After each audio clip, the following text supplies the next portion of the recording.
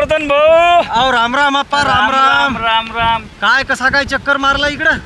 चक्कर मी म्हटलं बा पेरणं झालं का तुमचं? अहो कशाचं पेरणं कशाचं काय आहे, खनखन ऊन तपा लागलं उन्हाळ्यावानी. 4 दिवस झाले मिरग लागला, काहीच नाही अजून.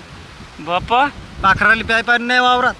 तुम्ही तर आम्हाला कामी लावून दिलो, आमची पातळ करून ठेवली होती. आता 7 तारखेपर्यंत पाणी येते, मग आता पाण्याचा बाप येऊ, आम्ही तयारच आहो.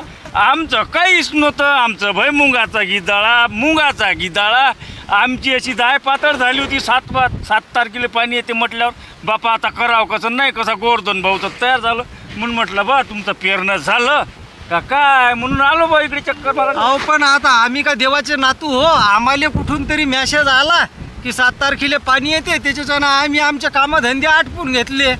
काय करावं आता, बैलावर वखर धरला होता मी. आता ते पाणी येते म्हणलं बा होणार नाही, तर ट्रॅक्टरनं आणून घेतलं आणि आता पाणी नाही. आता मी कोण्या हिशोबाने आलो माहित आहे तुम्हाला? कोण्या हिशोबानं आले?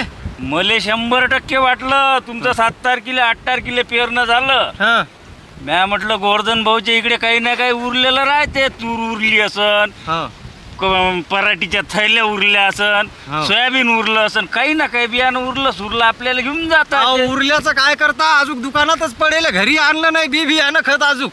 अरे वा. पाणी इकडं खनखनून तपा लागलं आणि घरी आणून काय करता, उधारीत असते ते, याच वाढते ना त्याचं. भरली आली मागल्या जवळची टेमी. बरं जाऊ द्या, काय करता आता. जाऊ द्या. हा. तुम्ही जे सतर्क केलं त्याच्यापासून फायदाच झाला म्हणा. हो कारण आम्ही सुस्त झोपलो होतो, गिदाळे वावर होते आमचे. हो आम्ही असे कामी लावलं 4-5 दिवसात मी पार तुमच्या बरोबरी येऊन बसलो. काळे शहर आता येऊ द्या, पाणी येऊ द्या का पाण्याचा बाप येऊ द्या, दोघायला सगळं येऊ द्या, आपण दोघांना तयारच संग आहोत. येऊ द्या.